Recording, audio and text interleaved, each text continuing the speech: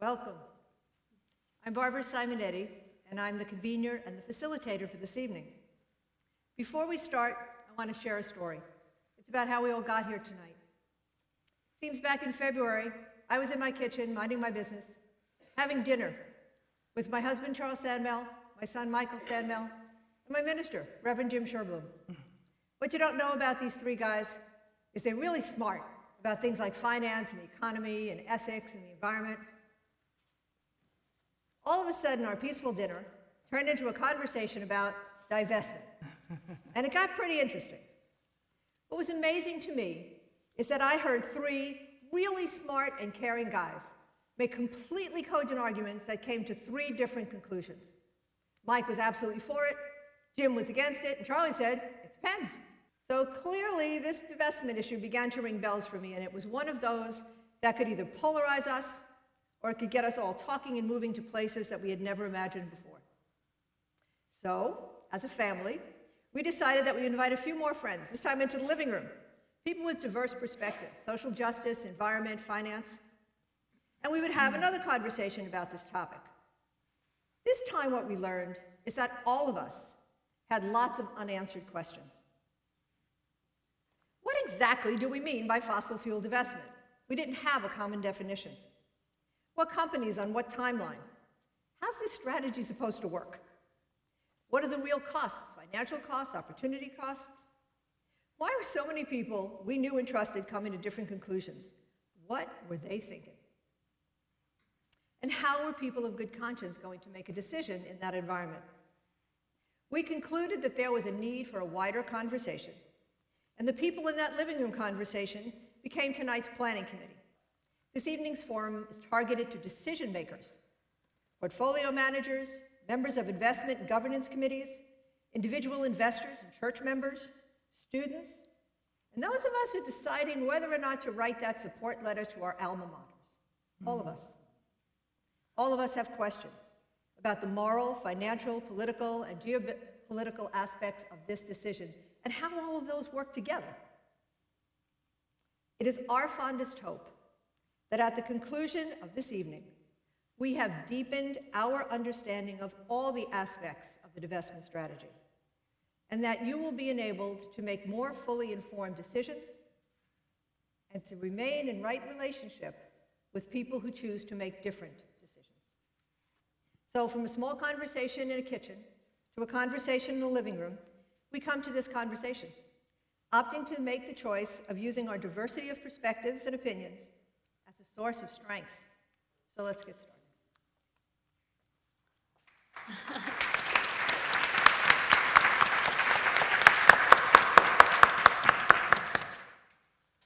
All right, guys. Well, that's interesting. Thank you all for being here. I'd like to start by just, if we could kind of go down the row and have everybody just say hi and say your name and what organization you're from. I'm Chuck Collins from the Institute for Policy Studies and the New Economy Working Group. Stephanie Layton, I'm a portfolio manager from Trillium Asset Management based here in Boston. We specialize in socially responsible investing. I'm Tim Smith, and I work with Walden Asset Management based here in Boston, also responsible investing focused.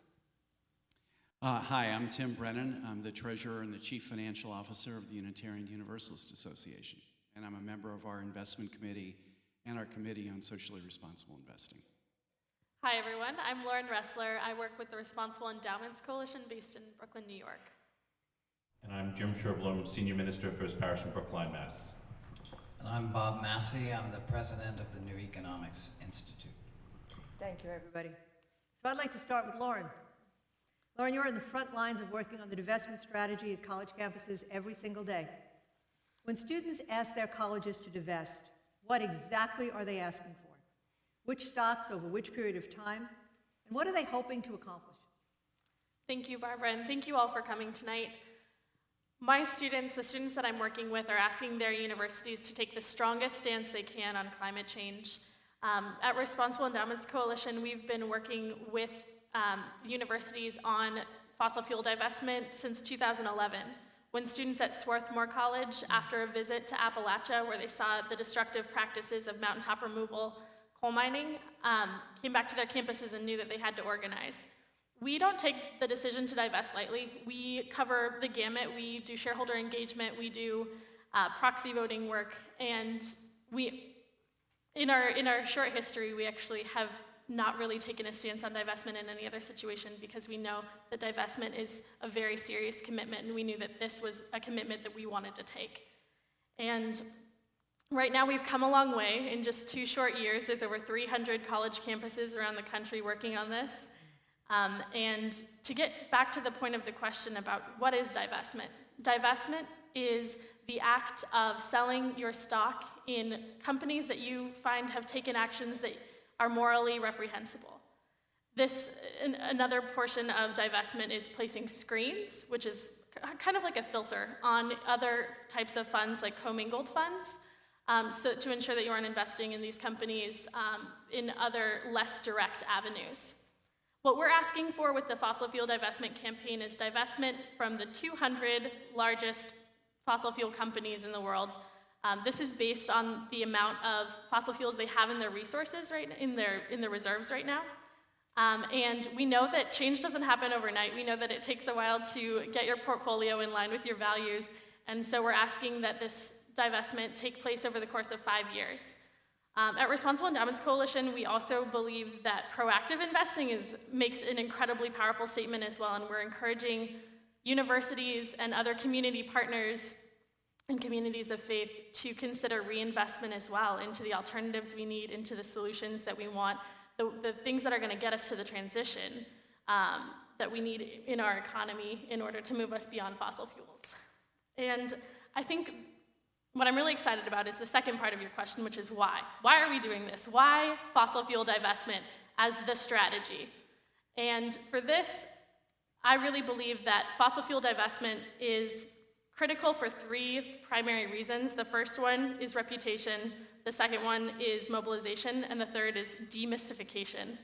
And when I'm talking about reputation, what I mean is for a very long time in the United States and globally, we haven't really talked about the people who are causing the climate change that we're also worried about. We haven't put a name to the people who are causing and contributing to the problem. And with the divestment campaign, we're calling out Exxon, Shell, and many other fossil fuel companies for the harm that they're doing to the planet. And it's time that the practices now, the human rights violations and the effects on the climate that they're having come to light, and people really revoke their social license to operate, as Bill McKibben has mentioned across the country. I think the second point, mobilization. As many of you know, there's really been an intergenerational gap in the work that we're doing. We've got a youth movement, and then we've got folks that have been doing this their whole lives, and we don't often communicate. And this is the first place. As I mentioned, there are 300 college campuses right now working on this campaign actively. There's also dozens of municipalities, of churches, and this is a place where we really actually find our values in line with one another. We're able to dialogue on this issue, and we're able to build the power that we need to combat what is really the crisis of our generation, of my generation. And a part of this, as I mentioned, at REC we do shareholder engagement, and we think that this conversation needs to move beyond an either-or, divestment or shareholder engagement, and bridge that gap, because I think they can be mutually beneficial.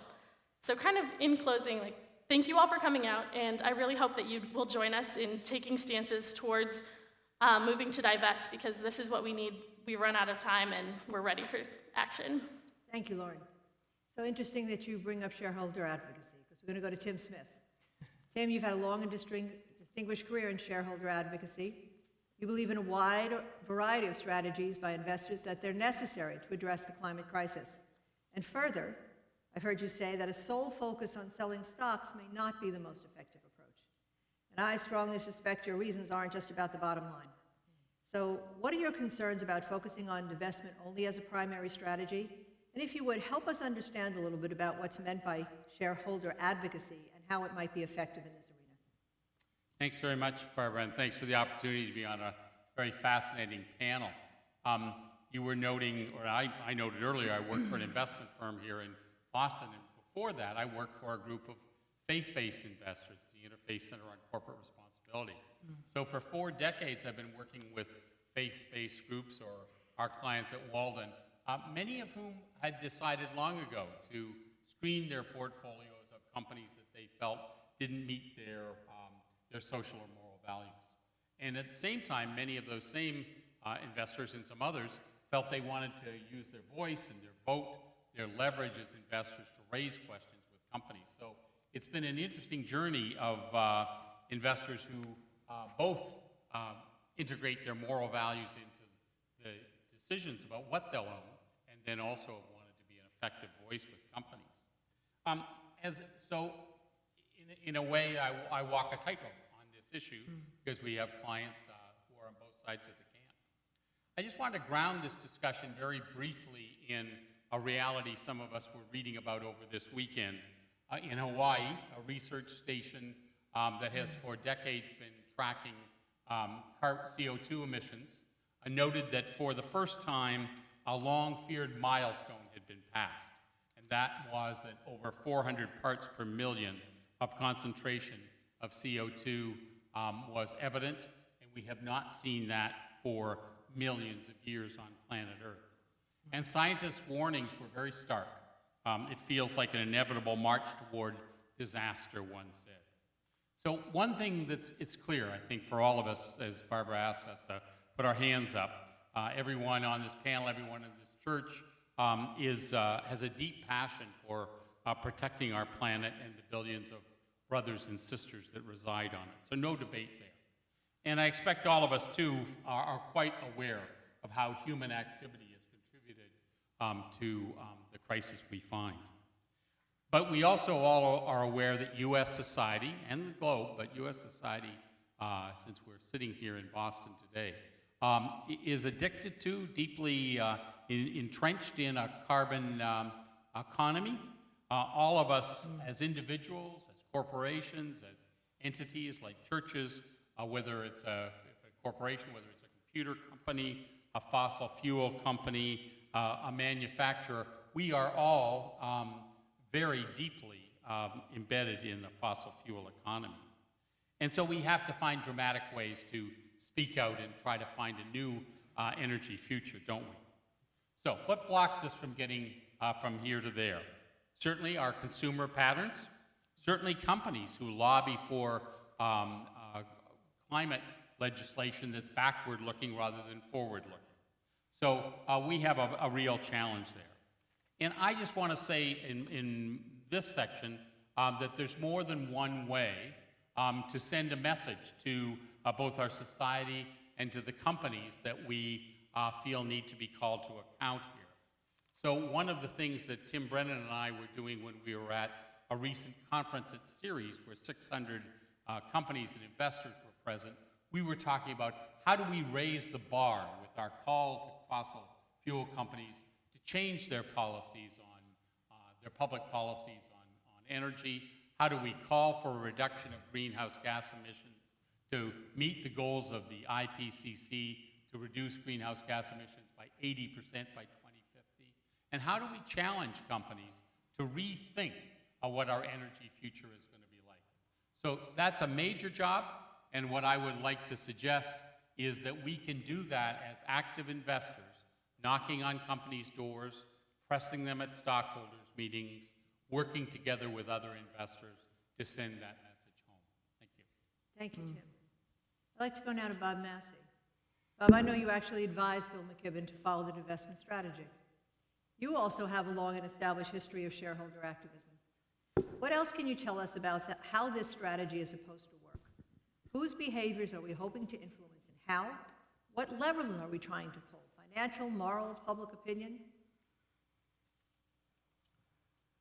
First of all, I want to say thank you, and I've worked very closely with many of the members of the panel who are my dear friends.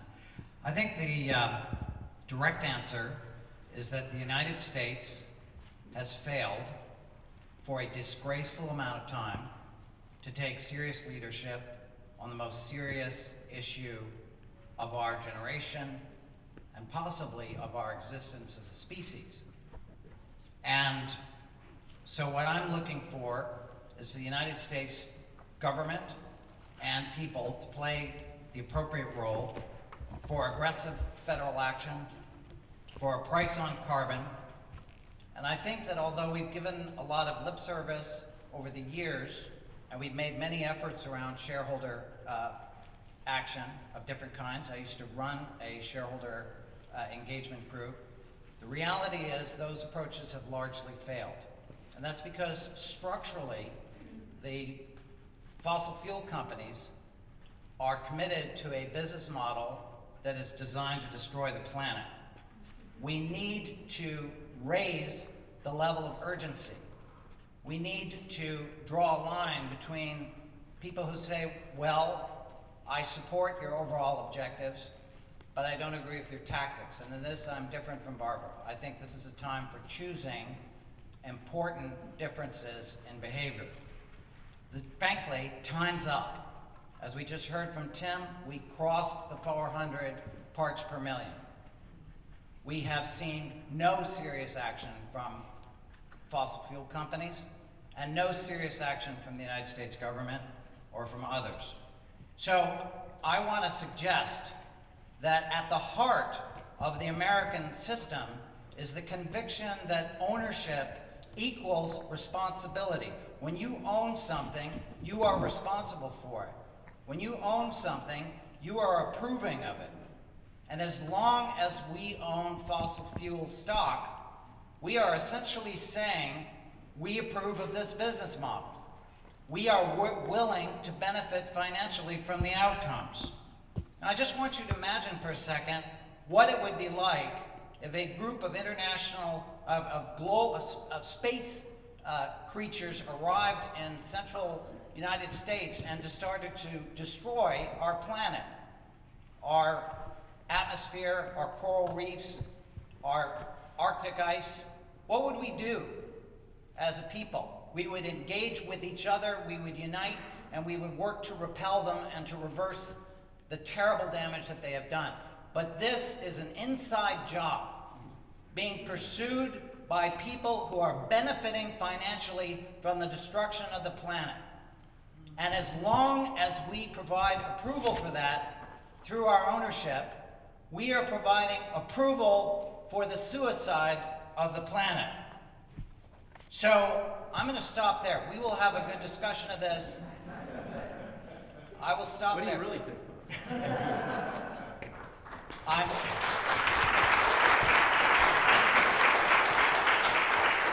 I'll just go back and say, time's up. We have tried the other things. This is the step that we now need to take to meet our historic obligations. Thank you, Bob. So, great. And now we've got some practical considerations about how we do this. Jim Sherblum, you are now joyfully ensconced as the full-time minister at the senior minister at First Parish in Brookline. And you agreed, when I asked, to put back on your Harvard MBA Genzyme venture capitalist hat for a minute and do a financial analysis of what would be the impact of divestment on the UUA's portfolio and on our own church's investments within it. So first, would you please explain for us what your assumptions were about divestment and what your analytical framework is, and then tell us what you found. I'm happy to, as long as I get to come back and preach later. Too many ministers, huh? So I'm a parish minister, a successful institutional investor, and a former CFO of a public biotech company called Genzyme. A bit of an odd combination. But it became very clear to me over time that our investment portfolios need to adequately express our values in terms of expected returns. We have obligations as owners to our communities. Risks and volatility. We have obligations as owners to our communities. And the kinds of companies in which we were willing to be invested. When Bob Massey shared with me in a conversation we were having his imagined portfolio impact of divestment and his assumptions behind it, I had to agree with him. He ought to divest. When Mindy Luber of Ceres shared with me over breakfast last week her imagined impact of her much larger investors in the Investor Network on Climate Risk, INCR, I had to agree with her that they should, under no terms, start divesting. In my own family's portfolio, I've found my middle ground. Divested direct ownership of energy stocks because I believe going forward they were likely to fail on all three of those investment criteria I just gave you. But I haven't sought to radically alter the investment portfolios of the underlying investment managers I expect to generate those returns by reaching into markets that I can't personally know the details of. We are in a covenantal relationship. This is not surprising when you talk to a minister, with very good fund managers, and many of these relationships go back 20 years. Full disclosure, my family, while owning a portfolio that we believe reflects our values, has earned an average annual return of 9% a year over each of the last 15 years. Roughly 80% of our portfolio returns are due to asset allocation. This is true for everybody, all the studies they do. So this is the most important decision in building a well-diversified portfolio. 10 years ago, the UUA invited me to join the investment committee there. Their investment returns were in the bottom quarter of all similar-sized endowments.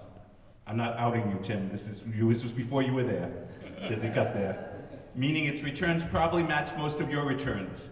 Up some years, down others, but when you look out over a period of 10 years, maybe 3 or 4% returns at a time when you're drawing 5 to 6% a year to pay bills. You don't need to be a math whiz to know that that's unsustainable financially. It took 8 years to rebuild the portfolio from top to bottom to achieve investment targets with acceptable levels of risk, using negative and positive screens to bias the portfolio to things we believe in. The UUA, when I left the chairmanship of the investment committee a year ago, had the top quarter returns for each of the last 1, 3, 5, 7, and 10-year periods, with average returns of about 7.5% a year, which on a $150 million portfolio is equal to about $5 million a year. For my congregation alone, which has $2.5 million in it, that represents at least $50,000 a year. Now, I'm not a fan of owning energy stocks. I don't think long-term there's an adequate investment thesis to justify it. But I am a fan of building relationships over a long period of time and then honoring those relationships. And so doing short-term transaction gains by disrupting what are long-term strategic decisions of how you manage our wealth, for me, is an anathema.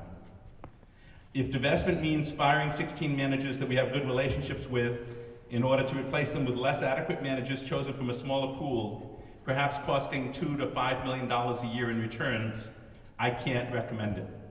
If it just means dumping some energy stocks and replacing them with alternatives that give equal returns, let's divest. These are easy decisions. But in me, how we think about these decisions is a lot about being Unitarian Universalist. I'll stop there. Thank you, Jim. Stephanie, Yes. the question that we have a lot of people say is, well, if not fossil fuels, then what do we invest in? Please help us get some insight into alternative investments and strategies that might mitigate the cost of divesting that Jim is talking about. I understand that among the portfolios that you manage are a number of green funds. So what can you tell us from your experience about managing those funds and their relative risk and return profiles? Sure. Thank you very much, Barbara and Charles and Mike, for having this wonderful symposium. I think it's very exciting that we're having this dialogue. And, I would say that at Trillium, we've been one of the first firms in the field of socially responsible investing. We've been grappling with these issues. Fossil fuels, obviously it's an industry with a lot of hazards, environmental problems.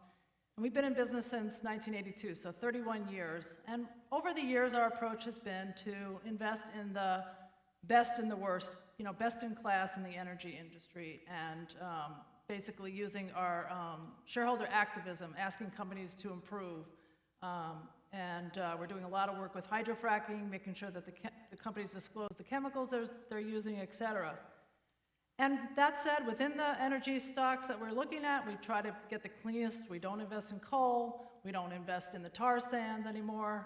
We've gotten out of that for about 5 years. We just determined that the output there was just too heavy in carbon. But then I would say about a decade ago, we started getting people who started to say to us, I really don't want to invest in the best of the worst. I don't want to be in the worst. I really want to help push forward a transition to a cleaner economy. The visionaries, and like our CEO who founded our firm, seeing ahead, the young people like Lauren. And so we started thinking about it. We've been managing fossil fuel-free portfolios for 7 years now. They've performed in line with the benchmarks and the various strategies that we look at. And so we look for clean companies, not just in the renewable energy space, but all the sectors that we invest in. We look for companies that are using renewable energy in all the sectors. In 2008, we started what we call the Sustainable Opportunities Strategy, which really is providing an answer to looking forward. All the companies that are in this portfolio have to meet at least one of the three criteria. Healthy living, so that would be companies like Whole Foods, United Natural Foods. Green solutions, that would be your renewable energy or energy efficiency plays, or economic empowerment. So even in the drug company area, we look for companies that are providing low-cost drugs in poorer economies, such as in Africa. And this portfolio, since 2008, has tracked the S&P 1500 benchmark that we look at. So basically, we're avoiding investing in roughly 10% of the S&P 1500 when you avoid traditional energy. And we have found that, for the 4 years in our sustainable opportunities, the 7 years since we've been managing the Green Century Balance Fund, which is a mutual fund, that it hasn't cost us. So how do we do that? How are we able to do that? Well, Trillium's history is we believe in diversified portfolios. We want to make sure that our clients have competitive returns, and we've been able to do that. The way we do that is we use a software tool. It's called Portfolio Optimization Software. It's a computer software. And it basically helps us mitigate the risk of avoiding that roughly 10% of the portfolio. It helps us say, how volatile will the portfolio be in terms of its relation to the market, the size of the companies, and helps us control any of the risks that we're taking. So we know what we're doing. What we do is we look for companies that benefit from energy efficiency plays. So when oil stocks go up, these stocks go up too. So companies like Johnson Controls that are making heating and air conditioning control systems, when energy goes up, these stocks do well. So we supplement the portfolio with stocks that will track the industries that we're avoiding. We invest in the solar plays, we invest in wind energy, but usually these are smaller parts of bigger companies like ABB. It's a smaller portion of a big global company that's a stable investment. So I would say in conclusion, we can offer clients, investors who want to be a little bit more forward-thinking, maybe taking a little bit more risk that demand it, a forward-thinking, competitive portfolio in the energy area. It complements our core products where we are using the advocacy tools, and it's really not a contradiction. It really allows our clients to choose and tell us which way they would like to go. Thank you, Stephanie. Sure. Hi, Tim. Tim Brennan, Treasurer of the UUA. You carry a heavy load, and sometimes an unfairly contentious role in this discussion. Your job is to make sure the revenues are there to carry on the work of our denomination. You've been working hard to maximize our returns during hard times within a socially responsible investing framework. You have said, I don't believe that divestment is the most effective tactic for the UUA and other investors that have a well-developed program of shareholder advocacy. All investors need to take action, and for some, divestment may be appropriate. Could you please share your thinking behind this statement? And given the momentum that is growing behind the strategy of divestment and what you've been hearing tonight, if you still hold that view. Thank you, Barbara. You make it sound like I have a terrible job. Actually, I love my job. I go to work every day and I push for social justice and I get paid. So I'm very happy at the UUA. It's a privilege. Bob, that was great. When Barbara asked me to do this, and she said, you're on the panel, I said, oh my God, it's like Daniel going into the lion's den, But I wouldn't be here today if it weren't for Bob. Bob hired me to work at Ceres in 2000, and I learned everything, at Ceres, and that's why I was selected to be the treasurer of the UUA. Before I get right to your question, I think it might be useful to just say a few words about the UUA's approach to endowment management, because I believe it's not well understood. The first thing is, and Jim was talking about this, in order to achieve returns and mitigate risk, we have a strategy of diversification. We're diversified across asset classes, geography, market cap, and strategies. This has resulted, as Jim said, in excellent performance. Jim, it's better than when you left. Excellent. Oh. My money then. Yeah. So, 1 year, 8.9%, 3 years, 9.2%, 5 years, 6.2%. That includes the Great Recession. So that's annualized returns. And then the 10-year is 9%.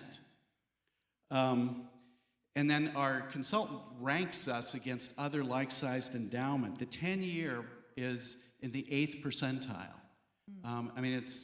I almost hate to say it because you can't stay there, but it really has been excellent.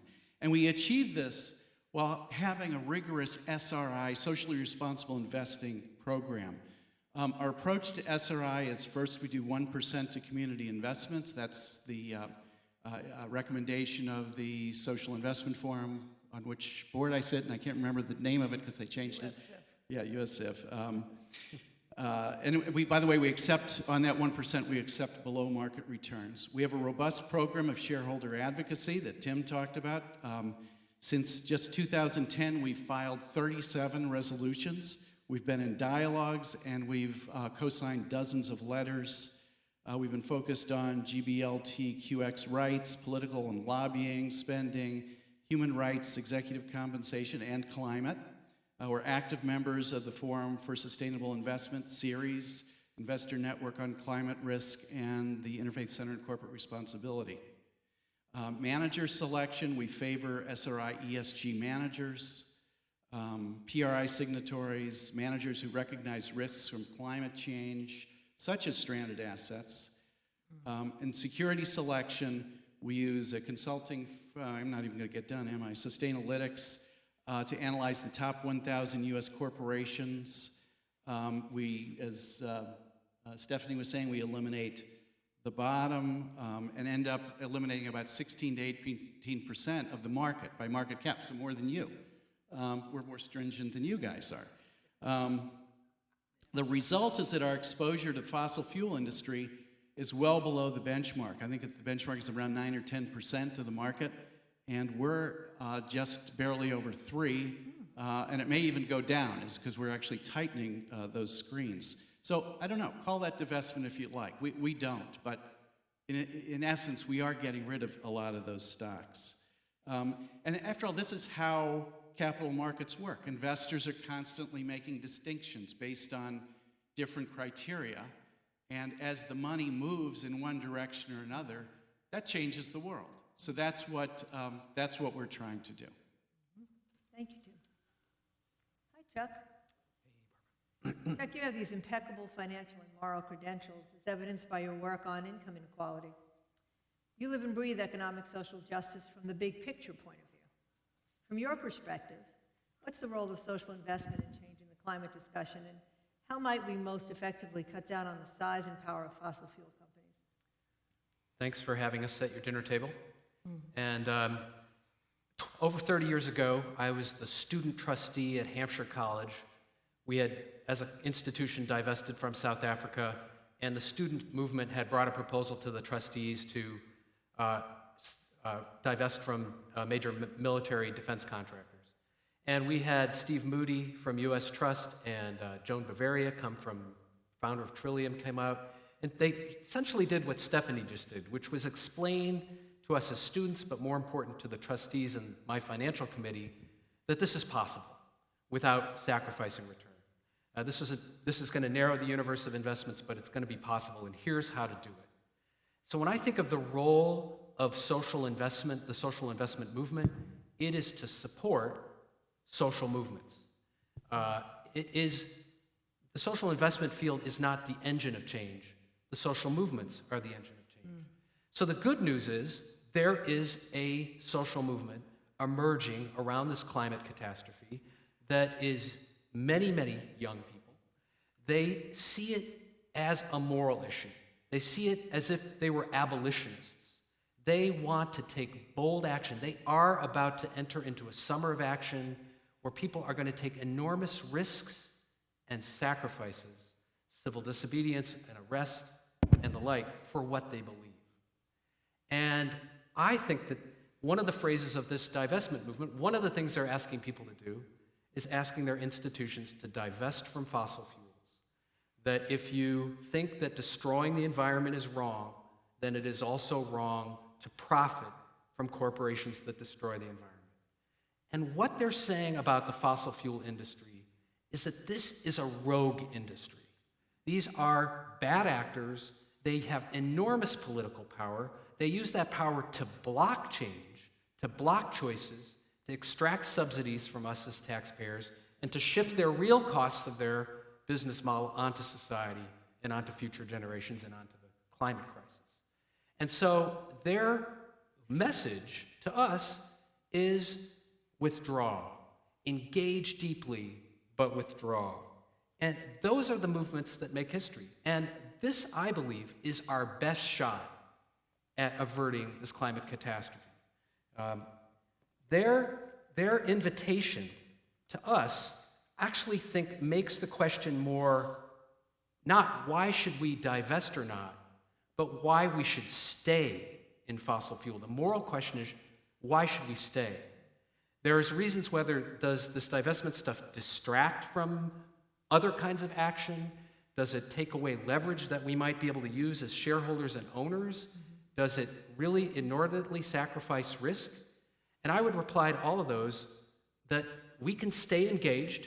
I would say stay, own your $2,000 of share, keep it in fossil fuels, and introduce and vote on social proxies. Institute for Policy Studies, where I work, we have been invested at North Star Asset Management and a fossil-free portfolio. It regularly, as Stephanie says, it beats the S&P and other portfolios.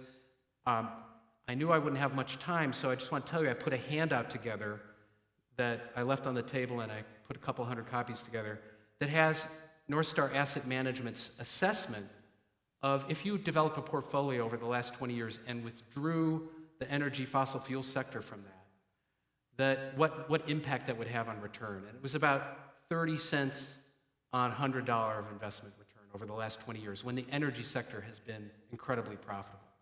Here's the thing, the energy sector's profitability comes from shifting costs onto the rest of us. And therefore, they are the boulder in the road. So I would say this isn't, that we should work to design, the role of the social investment community is to create the portfolios of the future, the investments of the future, and support these emerging social movements in every step that they take in this movement. Thank you, Chuck. So, we got a lot out on the table in that first round. So just a little bit more before we take a break and get questions from the audience. Lon, I want to come back to you. You clearly are representing a generation on this panel. And I know that you're hearing many of the concerns you've heard tonight when you go out onto your campuses, loss of returns, loss of engagement. What do you say? Absolutely. I think that's a really great question because many university profiles are very similar. They're striving for many of the same things that my friends on the panel have laid out in terms of goals for the performance of this congregation's portfolio.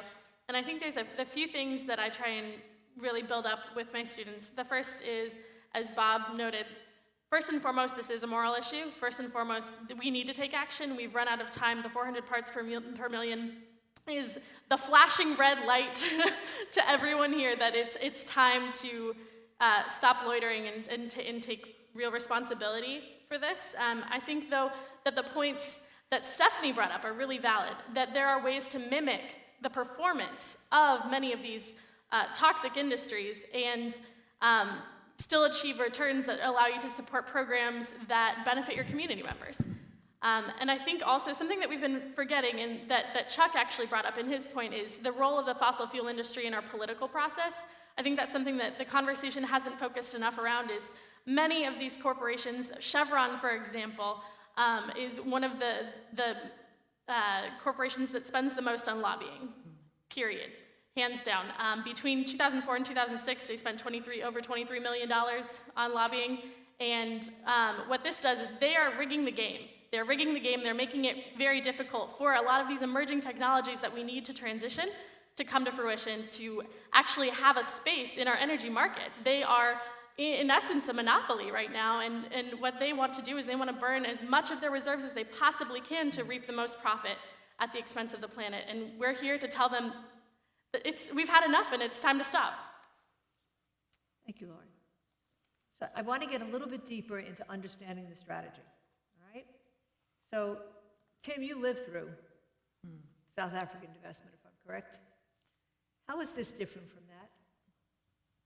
I like what Chuck said, that we're talking about social movements here, and in fact, when we were involved in the Interfaith Center on Corporate Responsibility in the struggle against apartheid, it really was part of a huge social movement. But I want to be quite clear. It is a mistake to call that a divestment movement. It was a movement for sanctions against South Africa and to ask companies to withdraw or disinvest. There were numerous strategies used to put pressure on companies that were in South Africa. One of them was to sell your stock, and numerous universities and foundations and some religious groups did. But equally, and the equal size of portfolios, were filing shareholder resolutions and having a debate at every single stockholder meeting of every major company in South Africa. On top of that, there were people who were demonstrating, having boycotts against banks that were lending to the government of South Africa. There was huge outrage in the black community, demonstrations and protests, and civil disobedience. So that was a social movement, and it did have, as Bob Massey noted in an award-winning book, it had profound impact. But what I want to suggest is it is a little different today to be talking about us selling our shares in fossil fuel companies and pretending that we're somehow divorced from that reality. When we sold our shares in South Africa, if an institution did, it didn't have a dozen other ties to the South African apartheid regime. When you and I sell our shares in a company, we walk out, get in public transport, get in a car, turn on a light switch, go down the list, right? We are deeply embedded. If we've met the enemy, it's us too. And we have a responsibility not simply to say no to one tool, the ownership of stock, but find many ways in which we would challenge the fossil fuel companies. So my final point, Barbara, would be engagement by a social movement, and divestment could be a very meaningful part of that. But don't downplay the strong, powerful impact that investors working together can have on fossil fuel companies. Bob has indicated quite clearly that some of the demands that one would put to the fossil fuel companies are impossible. Well, they are, and it's going to take a little longer as a result. Thank you, Tim. Bob, let's get you back into this conversation. And, I mean, clearly I think you're going to have a few things to say about the parallels with South Africa, but I'd also like you to try to go a little deeper, if you could, on what success looks like in this divestment movement. What would be the short and long-term metrics? What would we see if we were being successful? I still don't quite understand how this works. Well, for those of you who have the inclination... Oh, thank you. First of all, I admire Tim Smith so much, and I wrote about 30 pages about him in my book. He had a world historic role in the South African movement, and I knew that I was really succeeding in life when I learned his phone number by heart, which was 212-870-2294. So I just want to say, as a dear friend, that I really don't quite recognize Tim right now, because he was a passionate advocate for divestment, and we could go... Disinvestment. And divestment, and so you can go back and read the 750-page book. So anyway, we can go back and forth about that. He's right that it was part of a larger movement. But to answer your question, in 1986, the United States Congress passed the Comprehensive Anti-Apartheid Act. Now, it was passed in the House, controlled by Democrats. It was passed in the Senate, controlled by Republicans. It was vetoed by President Reagan. The veto override fight was led by Republicans, by Senator Richard Lugar, and it was successful. So Republicans overrode the only time in President Reagan's entire presidency on a foreign policy question, they viewed the issue as being so urgent that they broke with their own popular president.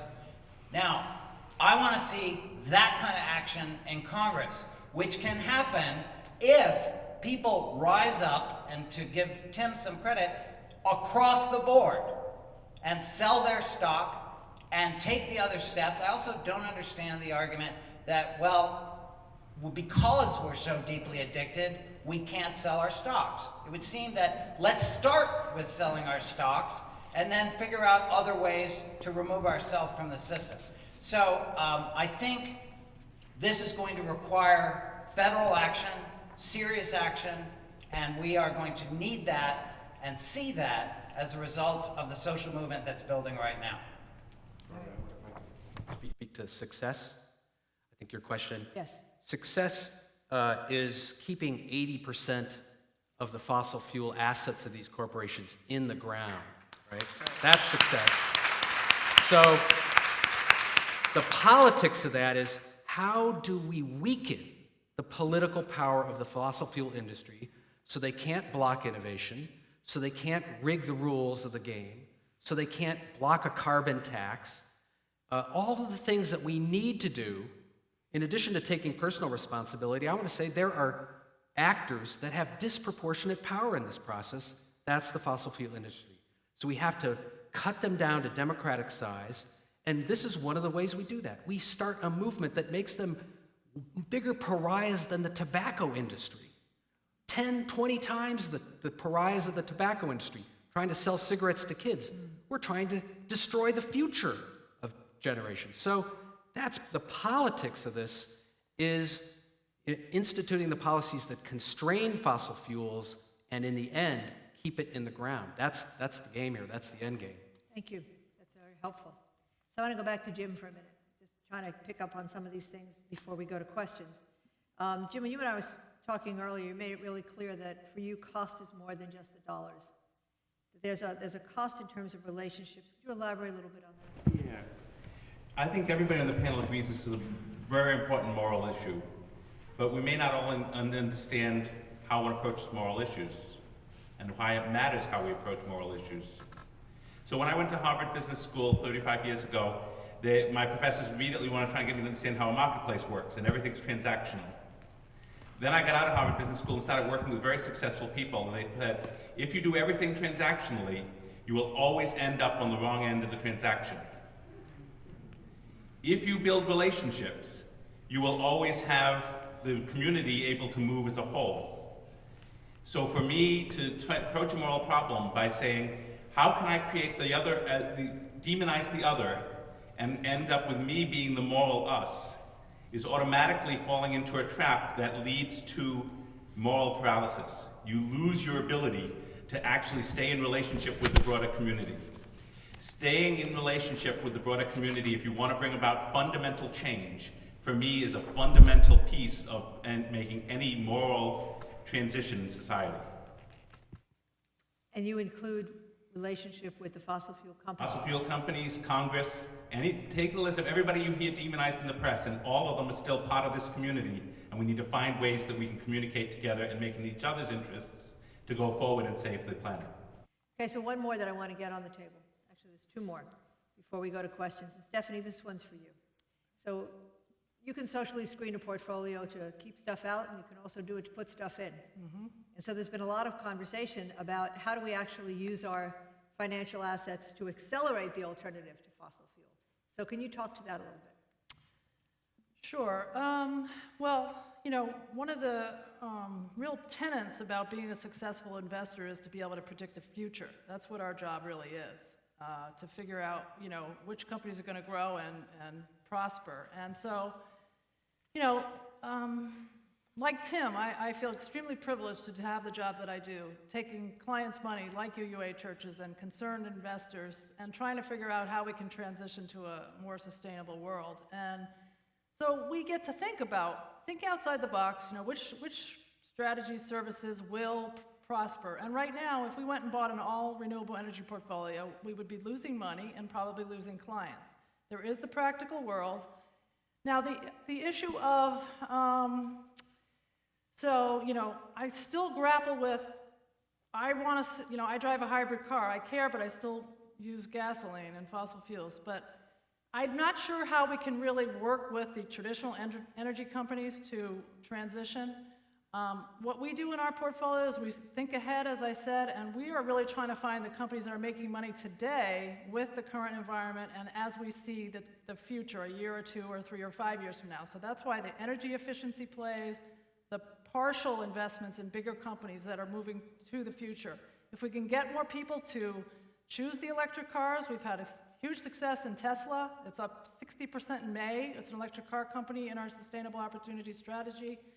The more people that choose these types of products, if we do it in multiple techniques, just like Tim was saying, if the consumers boycott oil and choose renewable, the investors will follow, et cetera. So it has to be a multi-pronged approach.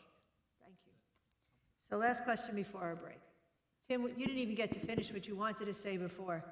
So really want to know, what are those most pressing current questions and concerns about divestment, and how they relate to what comes across your desk on a daily level, as happy as you are in your job?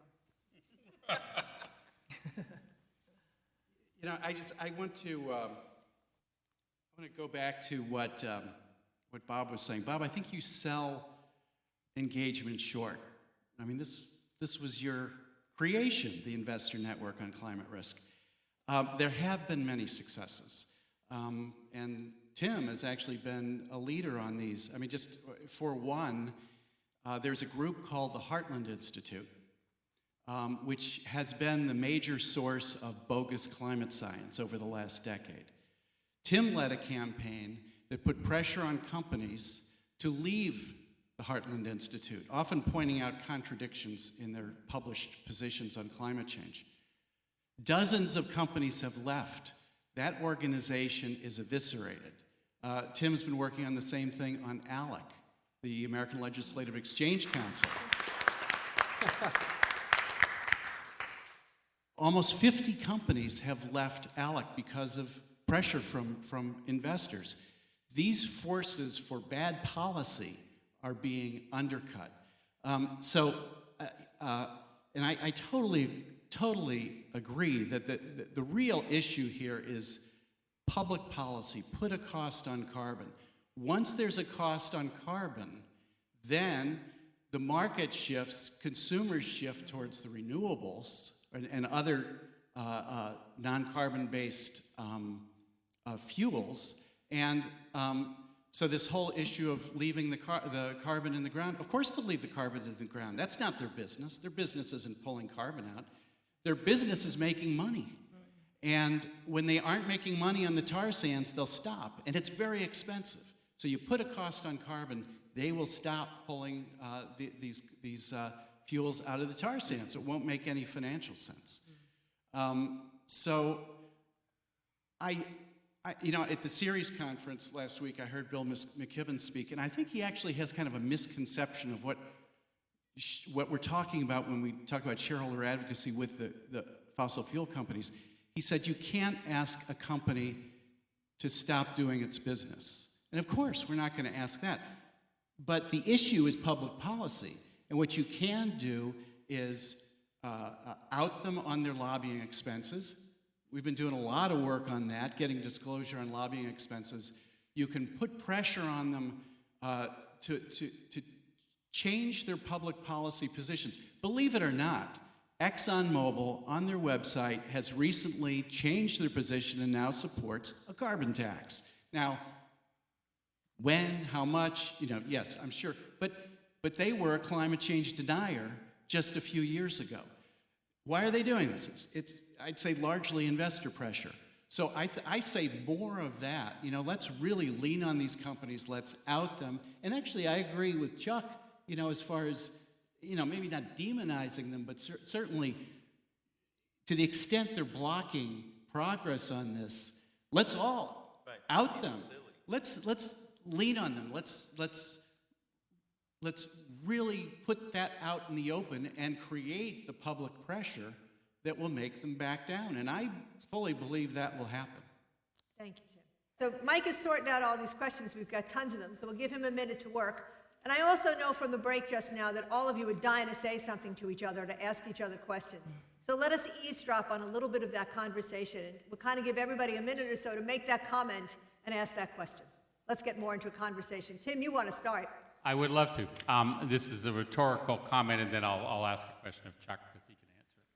So, Chuck, when an individual or an institution sells its stock, and it's bought a microsecond later by another institutional investor that could care less, they just want to know if it's a good buy, and you therefore have done your moral duty, made your statement against the fossil fuel industry, Tell me how that actually translates into a strategy that changes the fossil fuels position on their assets in the ground that I agree with you shouldn't be burned, or changes their position on national legislation. So how does the action of divestment do that? I agree with you about social movements, by the way, and I'm undercutting my question by saying that divesting is and can be part of that. That's very important. But how does you're asking individuals here in churches and institutions to sell that stock. So tell us what difference that's going to make to ExxonMobil or ConocoPhillips. Well, I think it's really clear that that they don't really care on some level about my individual share, but they will care when we do the press conference that says our institution has renounced this particular actor because they're antisocial, they're socially injurious corporations. We've tried to engage them. By the way, I might hold on to $2,000 of stock so I can work with you to introduce and vote on shareholder resolutions and go to shareholder meetings.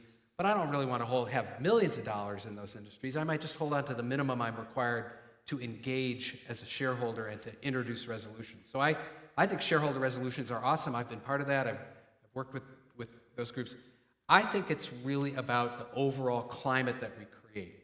So when 100 universities and 10 major pension funds and 40 foundations and all these other institutions are putting that out there, it weakens the fossil fuel industry. They begin to look weak. They are weakened politically. Legislators who have a hard time separating oil from politics begin to say they're going to stand up and fight for their constituents in the next generation and not the oil industry. And so that's how I think about it. It's really not about the individual act of personally divesting. It's what do you do with that and how do you use that as an act of witness. When John Woolman decided he wasn't going to wear dyed cloth because his dyes were made by slaves in Mexico, he was making a moral witness statement that then his personal action underscore his larger witness against slavery. So Chuck, do you have a question for anybody else on the panel?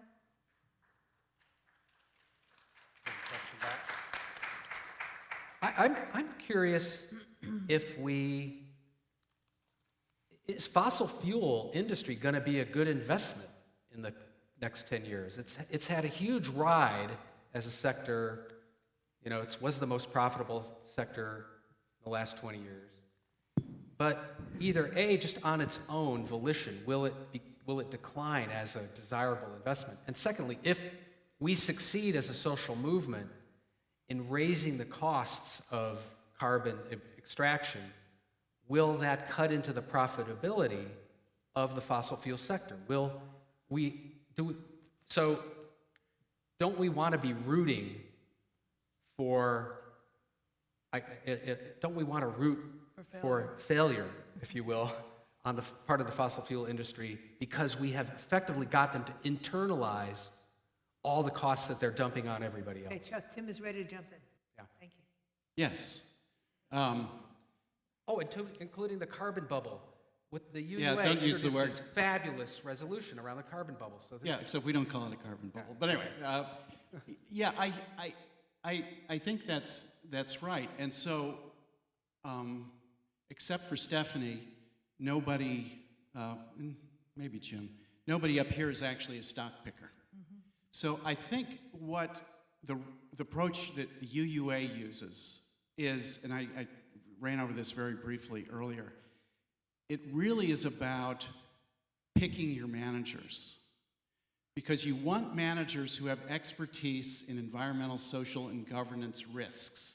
So when they're putting together that portfolio, they're thinking about exactly what you're talking about. Now, if you looked at that HSBC report recently, it was only European companies, but what it found was a range of vulnerability from 0 to 17%.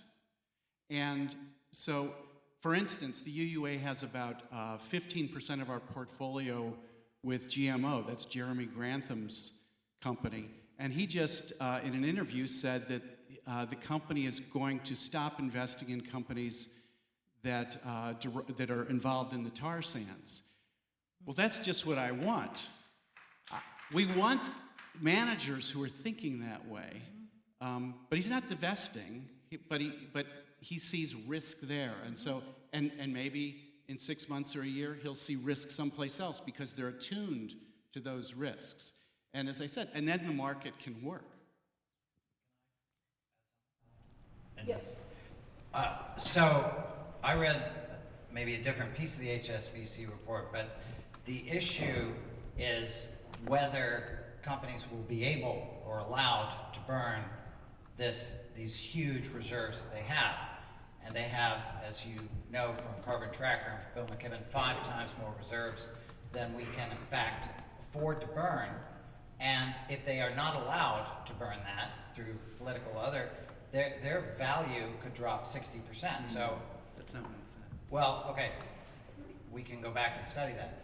The point is they are a riskier, and I have sat down with Jeremy Grantham, and he said, it used to be you stuck a pipe in the sand in Saudi Arabia and oil came out of it.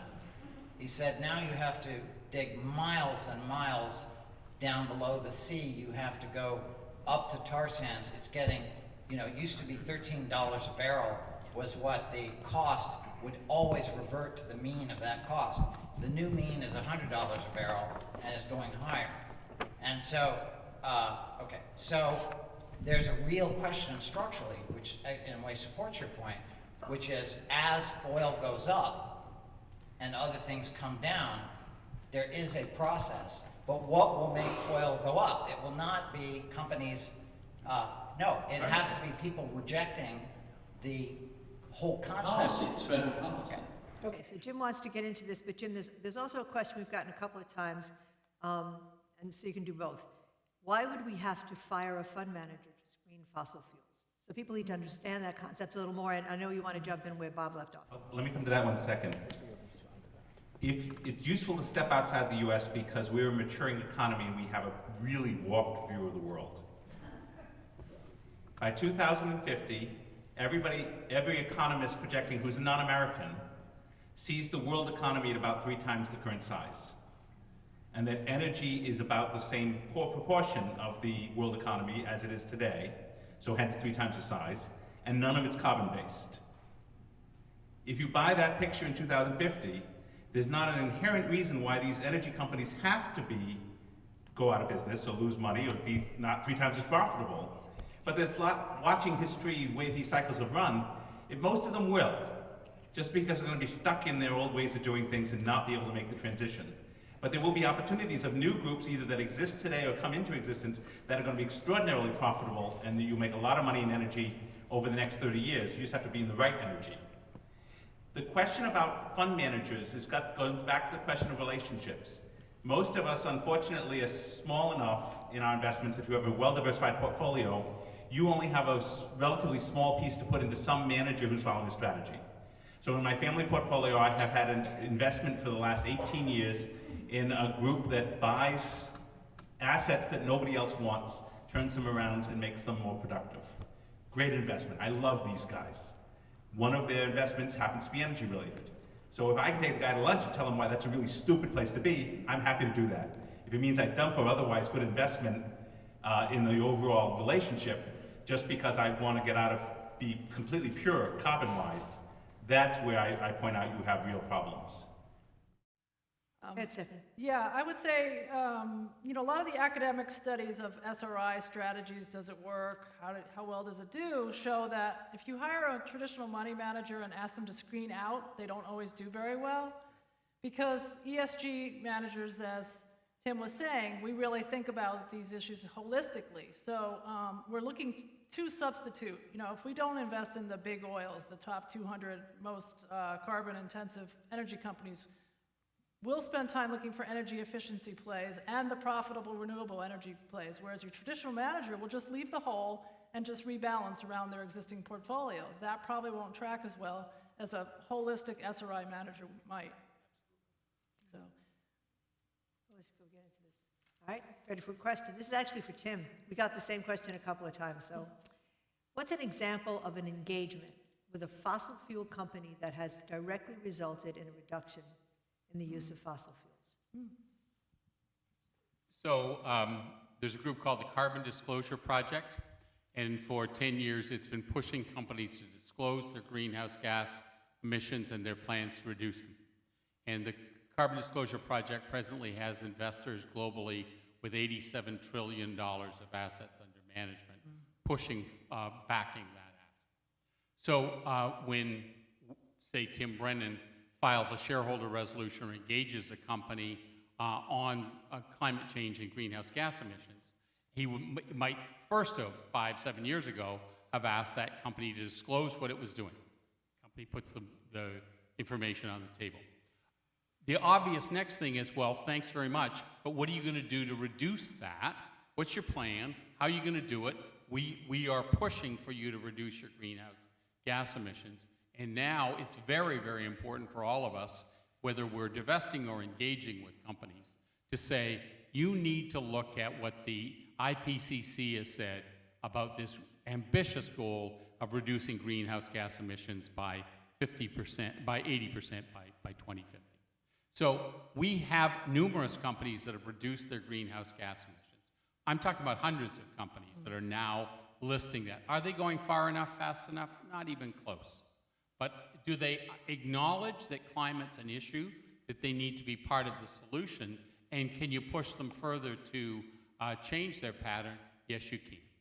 Likewise, we could go through dozens of examples about fracking and how companies, Stephanie's worked on this one too, how companies are changing their fracking patterns because of this, or are releasing information that's in the frack, or deciding not to do fracking in certain areas of the country where the risk is too high, water risk, for example.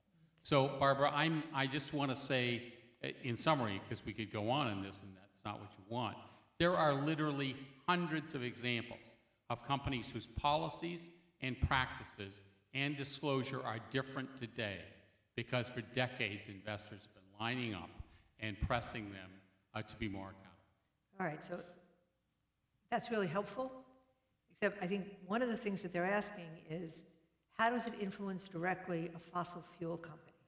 They're trying to understand, if we own fossil fuel companies because we're trying to do shareholder action with them, what does that look like and how does that work towards getting us to the end goal?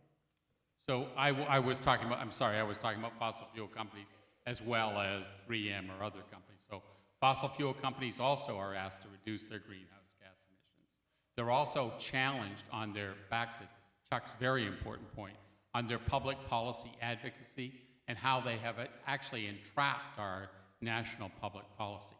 It's exceedingly important that wherever we stand on the sale of stock or the use of stock, that we speak with one strong voice, that this industry has to be pressed to reverse its position on public policy and to be supportive of a kind of a forward-looking renewable energy future. So those things are being done, and I'm here to say to any, say, local UU church, if you want to join in using your shares to put pressure on some of these companies going forward, there will be a full-fledged campaign dealing with issues like stranded assets, back to Chuck's point, and public policy next year. Terrific. Thank you. Lauren, you wanted to get into this conversation. Yes, absolutely. And I want to thank everyone for their contributions so far. And I think there's something that we've kind of been forgetting in this conversation at this point, and that's the urgency. I think shareholder engagement is wonderful.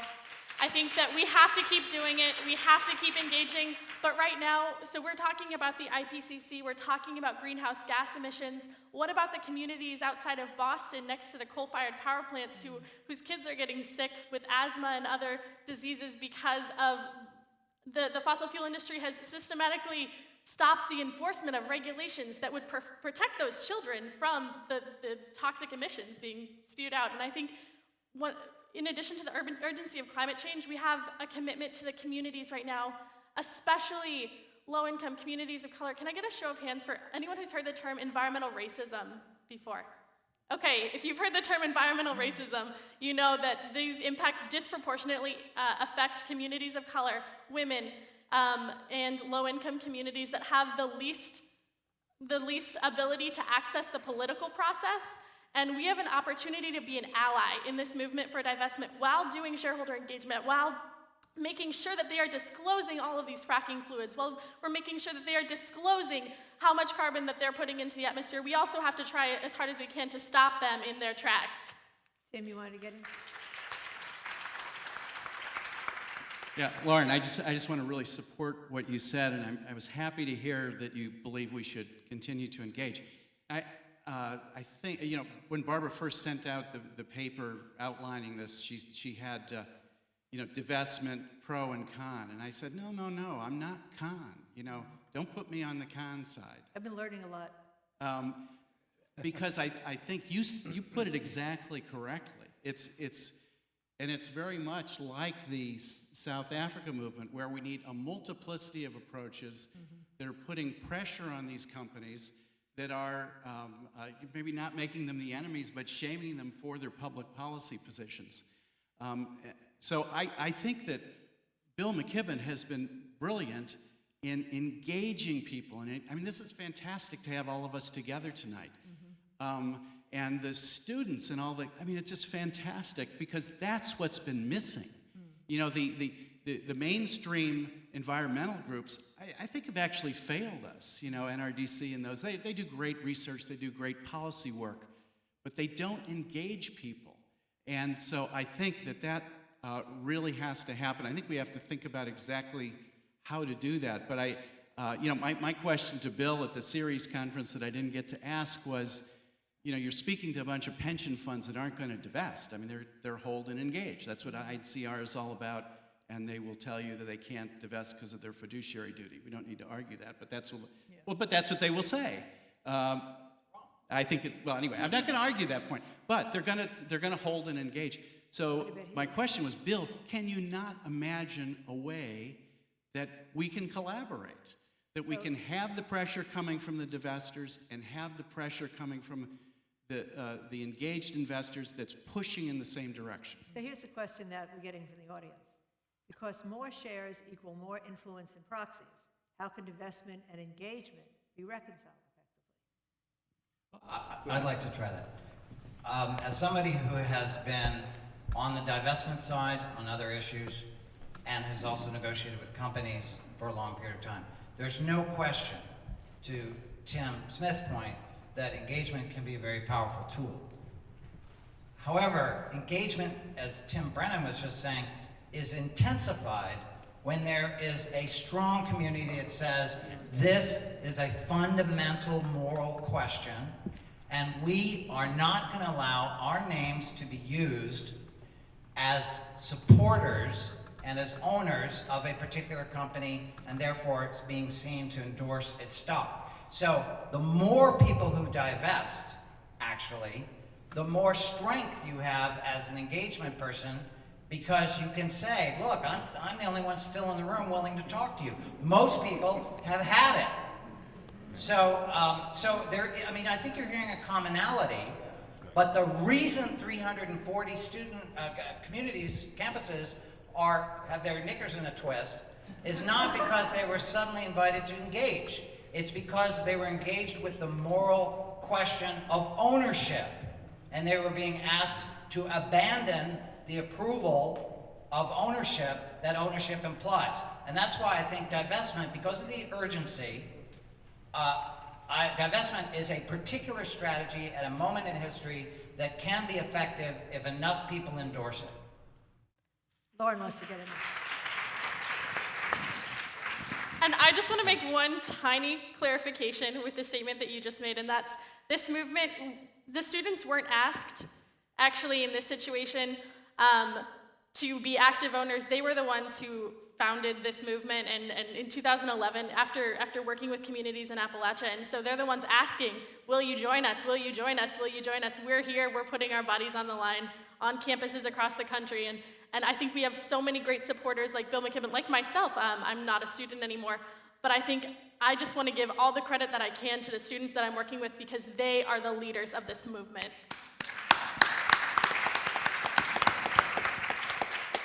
So this is a question, it sounds like it came from one of them. The divestment movement is the largest political movement around climate climate change. I know when I talked to Reverend Fred Smalls about this, and I know he had talked to a bunch of you guys, and I asked him, where did he come down on this? And he said, I come down with the energy in the street, and that's where the kids are, which is an interesting analysis. How do the advocates of engagement propose to support these young people in the divestment movement when they disapprove of the key strategy? And a note here about, isn't engagement usually done behind closed doors? So how do those two work together? I'll take a crack at part of that. I think engagement can be behind closed doors, but if you file a shareholder resolution with ExxonMobil, that resolution goes out to and gets debated. It doesn't necessarily be debated by every shareholder because many can throw it in the garbage, but 2 million shareholders get that information, right? So it's very much in the public domain. So back to Chuck's point about the press conference that announces the issue and focuses attention on the issue. Likewise, Chuck, that could be done with very public engagement, not just the private engagement, too. So I think, Barbara, it's important to stress that the engaged investor, the public engaged investor, is also can make a major contribution.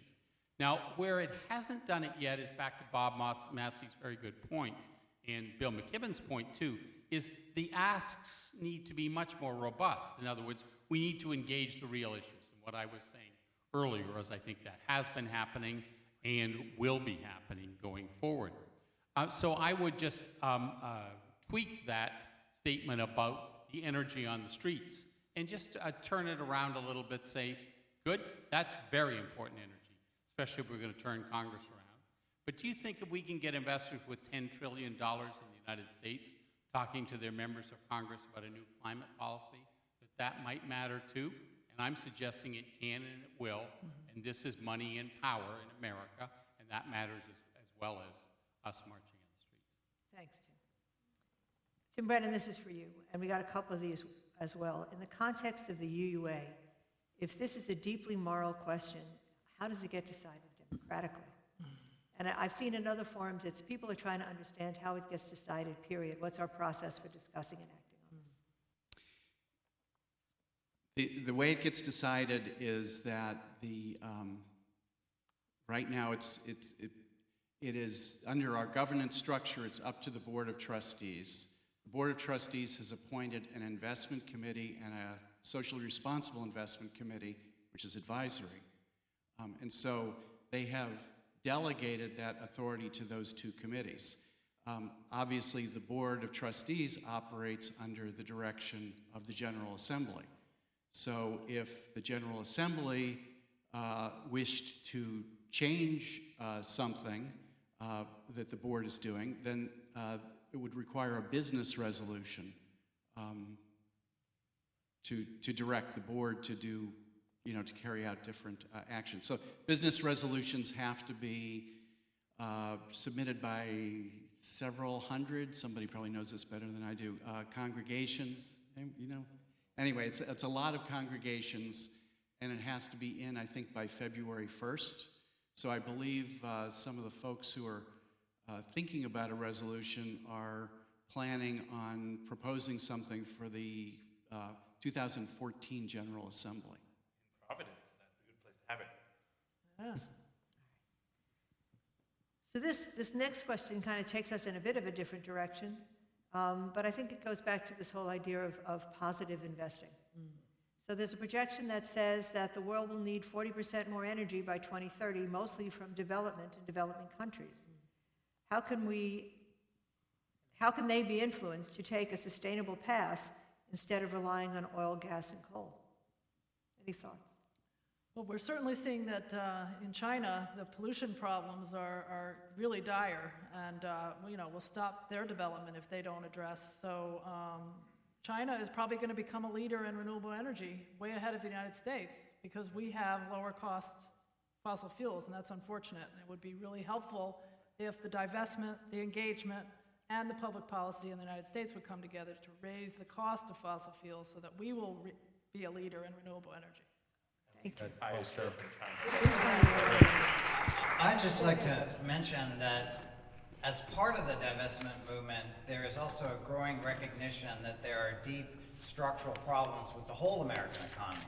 That we're using the wrong models in economics, the wrong models in finance, that our inequality of income, wealth, and opportunity is structural and is damaging the United States, that we have an obsession with growth that is damaging the planet and not leading to increased well-being, and that we have, as Al Gore put it, a hacked democracy, or as Lawrence Lessig puts it, a corrupt democracy that is leading to devastating outcomes or the failure to respond to devastating outcomes like climate change.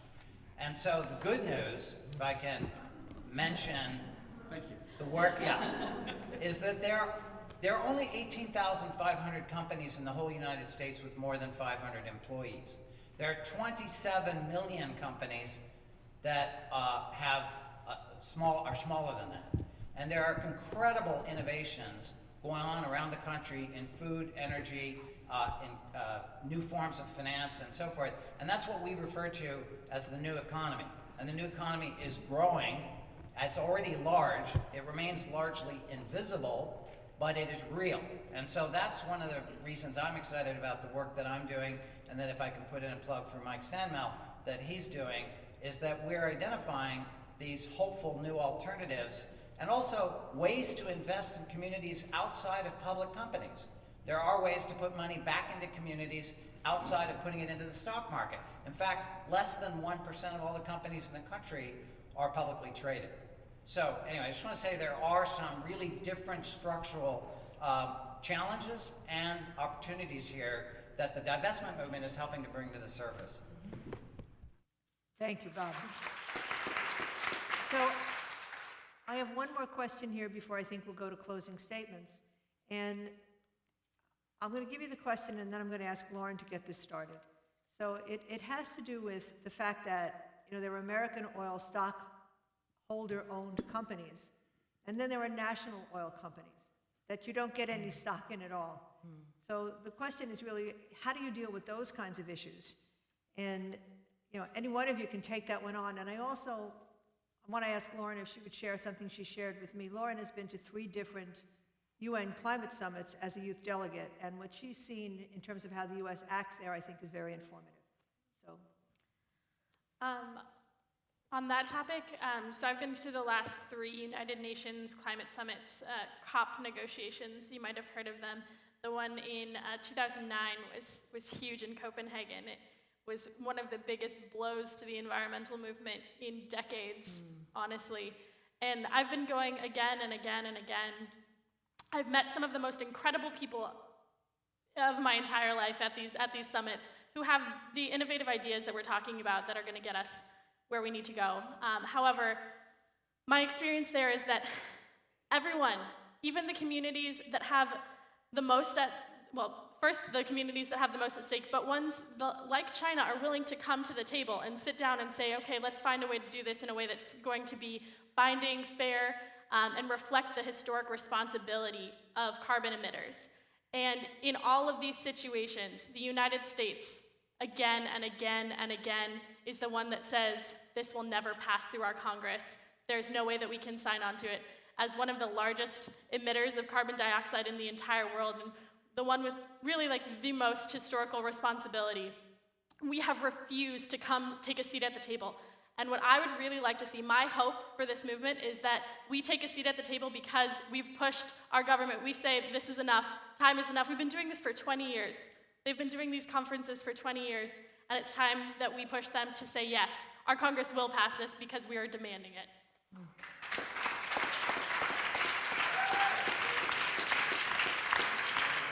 thank you, Lauren.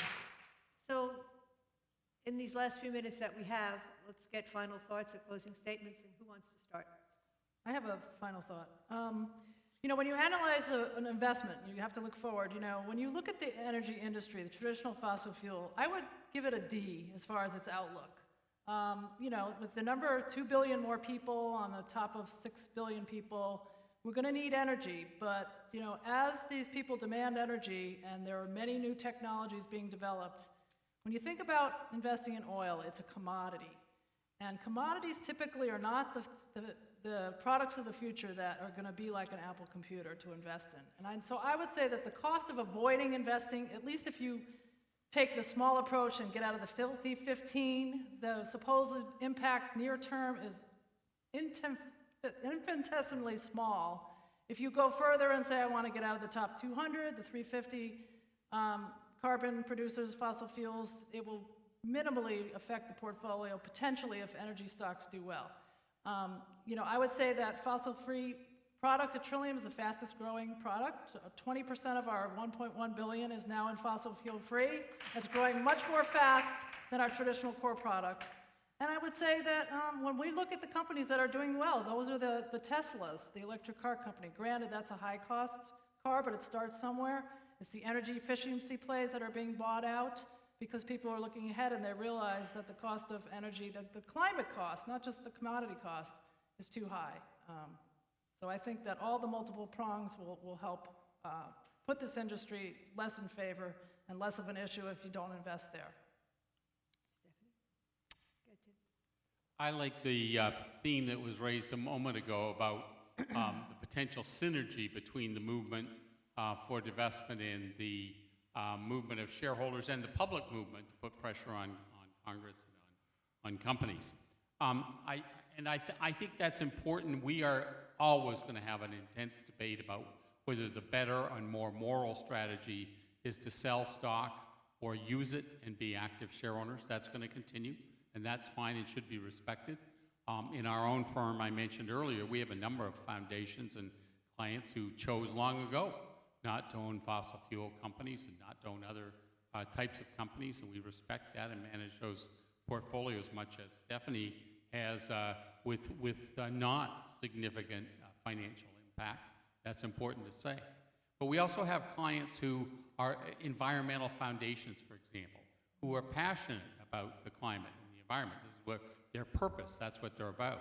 And they've chosen to keep their shares in companies and said, I want to own shares in ExxonMobil, but only if my shares can be proactive in raising questions with them. So in this ongoing debate, it is worthy to argue your side, that one side is a more moral position or one side is a more effective position. But I think it's also wise to stop at some point and say, the combined voices are having a resonance too. And I think as Bob Massey indicated as well, a member of Congress or a member of a board of a company is probably going to be listening carefully if significant and substantial investors decide to sell and have that press conference Chuck talked about. And they are probably more likely then to listen to the coalition of investors that walks in the door and says, by the way, you can't burn all those stranded assets. So that if we're creating a social movement, maybe we should understand the blending of these pressures having an impact.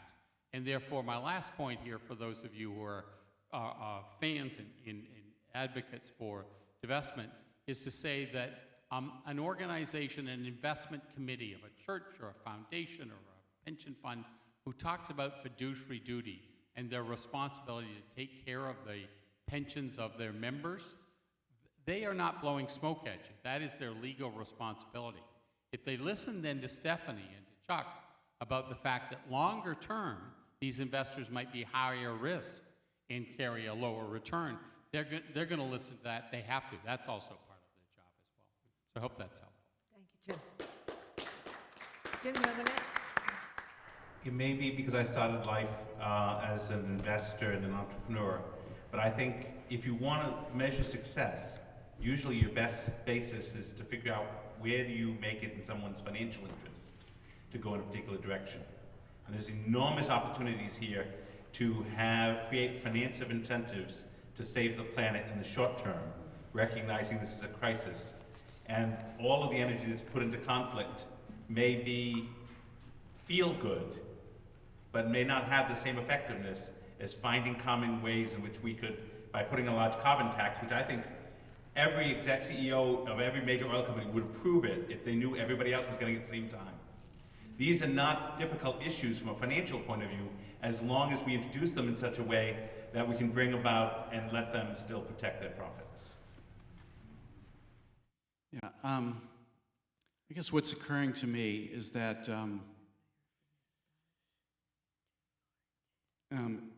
divestment is a symbolic action that is clearly a way to make a statement. And I think it's appropriate for investors who do not have the resources or the commitment to have an engagement program. Two things, though. First, there are risks. I think anybody who says you can, just take away a big chunk of the market and everything will be fine is really wrong. I think you need smart managers who can adjust for that. But one thing I've been hearing between the lines is that divestment is a step up. Divestment is more pressure, and it feels to me like the opposite is true. If you're already engaged, if you have access, if you're working with the investor network on climate risk and filing stranded assets resolutions, that is the stronger position. And the reason I feel so passionately about this, I think, is that, Tim will say this, that it's really been the faith-based investors going back to the 90s that have been the leaders in filing the resolutions, not just voting on them. So in this investor network on climate risk I keep talking about, they have 11 trillion in assets. We have 157 million. And I tried to figure out the fraction and I kind of got lost, but I think it's 14 1,000ths of a percent that we represent. Next year, that group will file 100 resolutions. We'll do 5 to 10. We're going to do 5 or 10% of those resolutions, and the rest of the network votes their proxies in favor of those resolutions, and that has huge impact on companies. Thank you, Tim. So, as Tim mentioned in passing, I started the Investor Network on Climate Risk, and I believe in it up to a point. And I think one of the key questions is, are we at that point? I think in terms of carbon concentration, in terms of political urgency, in terms of moral accountability, we are at the point where the INCR approach, while valuable, now needs to be transcended by something else. And going back to the period of South Africa, the one great leader, Randall Robinson, used to say, if you want politicians to lead, you form a parade and they find their way to the front. The divestment movement is a form of parade. It is a public witness where organizations join in and participate. Now, very quickly, on fiduciary duty, there's no obligation to own a bad stock. So if you judge that fossil fuel are bad stock, the obligation disappears. And finally, there is a distinction here between what institutions decide as the result of their process and their perhaps democratic process or otherwise, and then what people decide individually for their portfolios. And I really would like to know, and this is putting you on the spot, but is there anyone here who, after hearing all of this, is excited about investing in fossil fuel? Okay, I don't know if that means you're all going to run out and divest, but I certainly think you should go look at, to whatever extent you may have a pension fund or a connection, you should look at this. And then if it holds for individuals, then it should also carry over into the institutions that represent us, including our churches, including our colleges, including our Congress. So we still need to hear from Chuck and Lauren. And Lauren, I'm going to let you have the last word tonight. So Chuck? I think one of the things we all are behind is this idea of a carbon tax, putting a price on carbon. I think that's going to be impossible obviously in this current political environment that has been hacked. Our democracy's been hacked, and one of the main hackers are the fossil fuel industry. They are the supreme hackers of our democracy. Social movements are always going to have inside-outside strategies. And Tim, when you talked about the environmental movement has failed us, I totally agree. Big Green, The big institutional players of the environmental movement have failed. I think in part because they have been too wedded to an inside strategy. And that what the new 350.org and these other movements are essentially saying is, we're calling to account everybody. We're going to call Big Green to account. There's a terrific Naomi Klein article in this week's Nation about investments that Big Green, all the Big Green environmental organizations that have no social screens. They're invested in the worst polluters. They're not really using even the power of engagement that they should. So I think that's, I would basically say, let us celebrate this outside strategy. Let's not talk it down. Let's talk it up. If for institutional reasons you can't go there, at least talk it up. At least do what Joan Bavaria did when I was 22. Come to my campus on your own dime and make the case for, if you want to divest, if you students think this is the moral, righteous thing to do, and you want your institution to be held to account, we can make that possible, and you're not going to lose return. That is the role of the investment community, is to support those social movements. So, and I would say what Bob said, invest in our future. Move the money. We don't have to be in the fossil fuel sector. We can be moving capital to these new frontiers that have a real impact. Not just community investments with low returns, but the investments of the future. Stephanie will help us find them. The moral reason is, the moral question is, should we remain in fossil fuel as an outside strategy movement in this moment of history with the urgency that we have? And I would say no. We can do something else. So, Lauren, since it's likely you're going to be around after most of us on this panel and myself aren't, you get the last word. Well, thank you all again. I think one thing that we've been speaking about a lot tonight is institutions. And I am firmly a believer in the notion that institutions are made up of people first. And all of you have agency in this fight. All of you have things that you can be doing. You can take, when you go home from this conversation, there are things that you can do. One of these things is continue this with the people that you love at home. Continue this in the networks that you're a part of. Bring the issue of divestment up. Bring up all the sides that we've mentioned tonight. Bring up these arguments. Be careful where it takes you if you do it at dinner. Be careful about dinner time. More dinner tables.